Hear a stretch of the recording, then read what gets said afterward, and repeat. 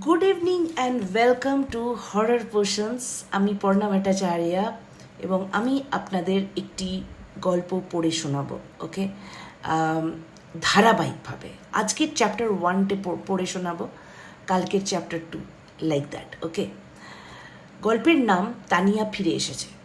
Chapter 1, the murder. Bikramjit সান্যালের চোখ রাগে ঝলসে উঠল। ব্রেকফাস্ট টেবিলে এখনও অমলেট আর চা গরম, ধোঁয়া উঠছে। টেবিলের অপর প্রান্তে তার স্ত্রী তানিয়া কেমন অদ্ভুত জেদি চোখে তার দিকে তাকিয়ে আছে।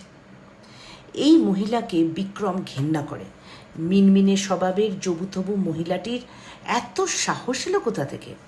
এত হিম্মত ওর যে বিক্রমের উপরে জাসুসি চালায়। অফিসে ট্যুরের নামে বিক্রম লাস্ট মান্থে কোন কোন রিসর্টে ছিল এবং কার কার সাথে ছিল সব খবরই বার করেছে এই মহিলা। বিক্রমের রাগ হাজার বিষধর নাগিন হয়ে কিলবিল করছে সারা দেহে। তানিয়ার মতো গাধি ধরনের মহিলার পেটে এত বুদ্ধি? থলথলে চেহারা দুলিয়ে তানিয়া কি যেন বলেই চলেছে। লজ্জা করে না চিটিং করতে? আমি সানিকে নিয়ে কিন্তু আলাদা হয়ে যাব।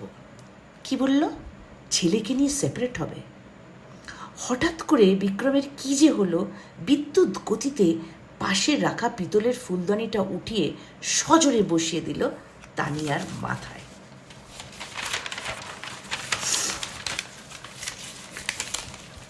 চারপাশ স্তব্ধ হয়ে গেল। এখন বসন্তকাল।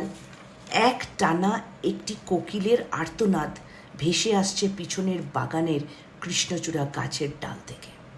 রক্তে ভেসে যাচ্ছে সাদা মার্বেলের মেঝে। সেই রক্তের মধ্যে পড়ে আছে তানিয়ার নিথর দেহটি। তার একটি চোখ খোলা এবং অন্যটি বন্ধ। সেই খোলা এক চক্ষু স্থির হয়ে আছে বিক্রমের উপর।